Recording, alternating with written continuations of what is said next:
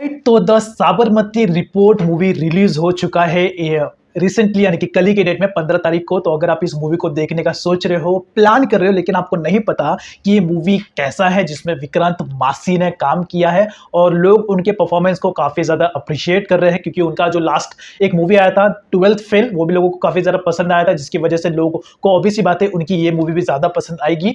तो देखो, अगर आप साबरमती रिपोर्ट मूवी देखने का अगर आप सोच रहे हो लेकिन आपको नहीं पता कि मूवी कैसा है, तो डोंट वरी, इसके लिए हम देखने वाले हैं द साबरमती रिपोर्ट मूवी का रिव्यू एग्जैक्टली, जिससे कि आपको भी आइडिया आ जाएगा कि ये मूवी कैसा है। और जो रिव्यू हम देखने वाले हैं वो एक काफ़ी अच्छा मूवी रिव्यू यूट्यूब चैनल है शान प्रसार करके, जो काफ़ी अच्छे तरीके से मूवी को रिव्यू करता है, डिटेल में जाके पॉजिटिव नेगेटिव सारी चीज़ें डिटेल में बताता है। तो आज हम उसी के ही मूवी रिव्यू पर रिएक्ट करेंगे, जो उसने साबरमती रिपोर्ट मूवी के ऊपर रिव्यू दिया है। तो टाइम वेस्ट नहीं करते हैं, स्टार्ट करते हैं। लेकिन उससे पहले ओरिजिनल वीडियो को भी जाके आप जरूर चेकआउट कर लेना, डिस्क्रिप्शन में लिंक है, और यूट्यूब चैनल को भी जरूर सब्सक्राइब करना, शान प्रसार यूट्यूब चैनल के। सो 3, 2, 1 स्टार्ट। के जो डायरेक्टर थे जिन्होंने एक्चुअली शुरू करी थी डायरेक्शन इस फिल्म की, he walked out in the middle of the film. और ये फिल्म देखने के बाद आपको पता चल जाएगा क्यों। The film still talks about the Godhra incident, जिसके बारे में हर किसी को पता होना चाहिए। एक कमेटी बिठाई थी जिसका नाम था बैनर्जी कमेटी, और उस कमेटी की कंक्लूजन ये थी, इन सब चीजों के बारे में फिल्म की कहानी तब बात करती ना जब इनको फुर्सत मिलती। हाय गाइस, मैं शांतनु, और ये देख के बहुत ही दुख और निराशा होती है जब कुछ फिल्म मेकर्स देश की हिस्ट्री में से बहुत ही मॉन्यूमेंटल, बहुत ही सेंसिटिव टॉपिक्स को उठाते हैं, उन पे फिल्म बनाते हैं, उसी टॉपिक के ऊपर फिल्म को बहुत ही धड़ल्ले से मार्केट भी करा जाता है। बट फिर जब आप वो फिल्म देखते हैं, आपको ये रियलाइज होता है कि ये जस्टिस ही नहीं कर पाए इस टॉपिक के साथ। साबरमती रिपोर्ट, जो गोधरा कांड पे आधारित है, फाइनली रिलीज हो चुकी है। और इस फिल्म को लेके प्राइमरीली लोगों के दिमाग में दो चीजें। सबसे पहली चीज बहुत ऑब्वियस है, और वो ये है कि विक्रांत मसीह, जो बहुत टाइम से एक्सट्रीम लेफ्ट के थे, वो एकदम ही राइट में कैसे आ गए। और दूसरी चीज ये है कि क्या ये फिल्म वेल मेड होगी, वेल रिसर्च होगी, and more than that, in fact much more than that, क्या ये गोधरा में जो मैसेकर हुआ था उसका जो इमोशनल हेवीनेस है, जो सेंटिमेंटल वैल्यू है, उसको ढंग से पिरो पाएगी पर्दे पर। इन्हीं चीजों के बारे में आज कंप्लीटली अनफिल्टर्ड बात करेंगे, ऑनेस्टली सेइंग में।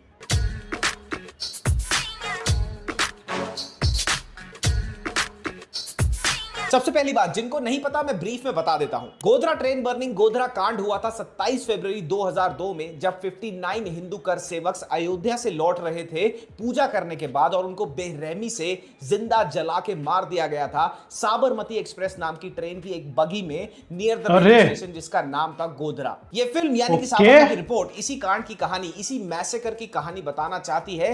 लेकिन मेजॉरिटी ऑफ द फिल्म देखने के बाद आपको यही रियलाइज होगा कि ये लोग सीरियस ही नहीं थे। ये अच्छी फिल्म मेकिंग, अच्छी स्टोरी टेलिंग करना ही नहीं चाहते थे। ये दोनों चीजें फंडामेंटल थी ही नहीं इस पिक्चर की स्क्रिप्ट के साथ।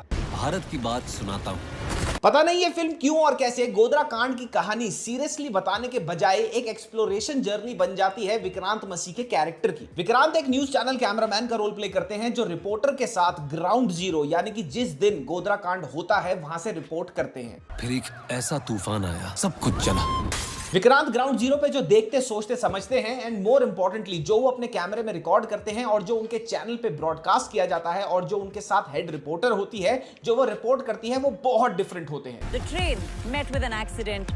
इसी के चलते विक्रांत वापस जाते हैं अपने न्यूज चैनल के पास, वहां बवाल मचाते हैं और उनको फायर कर दिया जाता है, जिसके चलते वो एक शराबी बन जाते हैं for the next coming 5 years. आपने जो देखा गोधरा में मेरे साथ दुर्घटना थी, वो majority of the first half cut जाता है विक्रांत मसीह के कैरेक्टर के अल्कोहलिज्म को दिखाने में, उनकी लव स्टोरी को दिखाने में, कैसे उनका ब्रेकअप हो गया, कैसे उनको कहीं नौकरी नहीं मिल रही, इसी चीज में पूरा का पूरा फर्स्ट हाफ निकल जाता है। हिंदी मीडियम लड़कों की किस्मत में ना सिर्फ इंग्लिश स्पीकिंग कोर्स होता है, इंग्लिश स्पीकिंग गर्लफ्रेंड नहीं। विक्रांत मसीह नो डाउट अपने शोल्डर्स पे इस फिल्म को कैरी करते हैं, लेकिन उनके कैरेक्टर को जितना स्क्रीन स्पेस मिला है उस हिसाब से उनके कैरेक्टर की राइटिंग बहुत ही पुअर है। सबसे बड़ा फ्लॉ तो यह है कि विक्रांत मसीह के कैरेक्टर को एस्टैब्लिश या फिर इंट्रोड्यूस करा जाता है as a cameraman, not as a reporter, लेकिन later on in the film आप ये देखोगे कि उसको एक रिपोर्टर बना दिया गया। मैंने जर्नलिज्म पढ़ा है, मैंने बहुत सारे न्यूज रूम्स में काम किया है, और जिनमें थोड़ी सी भी अकल होगी उनको यह बात अच्छी तरह पता होगी कि एक कैमरामैन और रिपोर्टर में, इन दोनों जॉब्स में बहुत ज्यादा डिफरेंस होता है। उसे सच ही बदलता है, विक्रांत का कैरेक्टर आपको दिखाया जाएगा एज अ क्रांतिकारी रिपोर्टर, लेकिन वो फिल्म बीट में रिपोर्ट करते होते हैं गोधरा से रिपोर्ट करने से पहले। उससे पहले का कुछ भी आपको आगे पीछे उनके कैरेक्टर की रिपोर्टिंग एथिक्स के बारे में, कि वो किस तरह से जाने जाते थे रिपोर्टिंग वर्ल्ड में, या कहां से उन्होंने क्रांतिकारी रिपोर्टिंग करी है,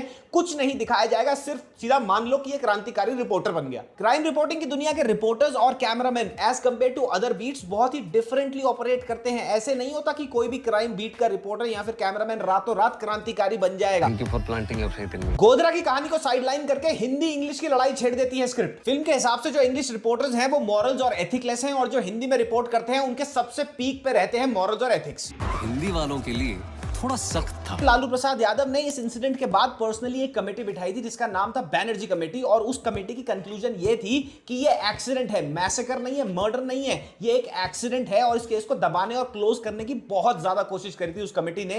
डर के मारे इन लोगों ने पिक्चर में उसके बारे में कुछ बात ही नहीं करी। इन सब चीजों के बारे में फिल्म की कहानी तब बात करती ना जब इनको फुर्सत मिलती क्रिंज कॉमेडी जोक्स क्रैक करने से। बेसिर पैर की जबरदस्ती की कॉमेडी दे रखी है विक्रांत के कैरेक्टर को। राशि खन्ना का कैरेक्टर के साथ विक्रांत का कैरेक्टर गोधरा जाता है इन्वेस्टिगेट करने, इसको सीरियसनेस चल रही है, और फिर राशि खन्ना का फोन बजता है। विक्रांत का कैरेक्टर पता है क्या बोलता है आगे से, कि उठा लो फोन, बेबी का फोन होगा। अरे अच्छा बाबू बोलती हो। एक डेड सीरियस रिसर्च के शॉट में राशि खन्ना का कैरेक्टर विक्रांत के कैरेक्टर से बोलता है कि तुम्हारे को शराब के अलावा और कुछ आता है, तो वो आगे से पता क्या कहता है, ह्यूमर लाने के लिए वो आगे से कहता है हाँ आता है ना, चखना आता है। बेफजूल की मस्खरी चल रही है। क्यों करते हो ऐसे सीरियस स्क्रिप्ट्स में? यार इतना गंदा जोक मारने से पहले बता देती, दारू बर्बाद कर दी मेरी। हार्डकोर शराबी होता है विक्रांत का कैरेक्टर, लिटरली हार्डकोर शराबी, और फिर वो शराब छोड़ देता है पता है क्या एक्सक्यूज देके, कि गुजरात की मिट्टी ने मुझे बदल दिया। गोधरा कांड के प्राइम विटनेस को नकली ऑफिसर्स बनकर राशि खन्ना और विक्रांत मैसी का कैरेक्टर इन्वेस्टिगेट कर लेता है। आग कैसे लगी? अभी तक पता नहीं चला। नहीं देखा। नहीं पता। एक शराबी कैमरामैन, रिपोर्टर भी नहीं, जिसके पास पिछले 5 साल से कोई भी नौकरी नहीं है, यानी कि विक्रांत का कैरेक्टर इन्वेस्टिगेशन करता है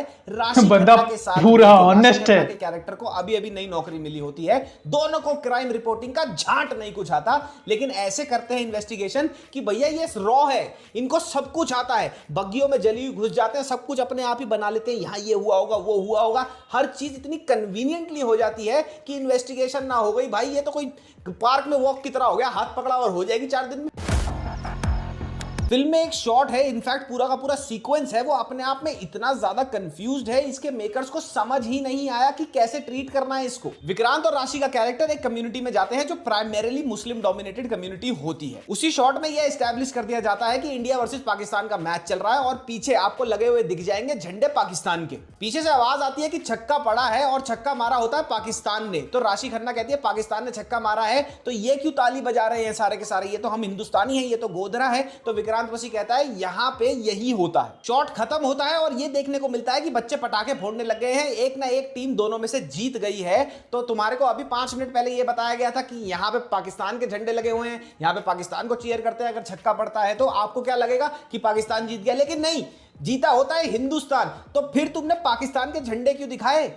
तो मतलब क्या बना, उसका पूरा का पूरा सीक्वेंस अपने आप में ही कंफ्यूज्ड है। मुझे नाइस रिव्यू। एक्सप्रेस में क्या हुआ था वो जानना है, उसके आगे पीछे बहस सुननी है, कोर्ट रूम के अंदर गोधरा कांड के बारे में बहस सुननी है। मुझे हिंदी इंग्लिश की लड़ाई क्यों दिखाई जा रही है? जो लोग कन्विक्ट हुए, जिनको मौत की सजा मिली, उनके बारे में बात ही नहीं है। क्लाइमैक्स में कैमरामैन पता नहीं जो आज तक जिसके पास नौकरी नहीं थी बीच में शराबी बन गया, वो भैया टॉप रिपोर्टर बन गया देश का। ये दिखाना चाहते हैं कि उस टाइम पे हिंदी रिपोर्टिंग सक्षम नहीं थी।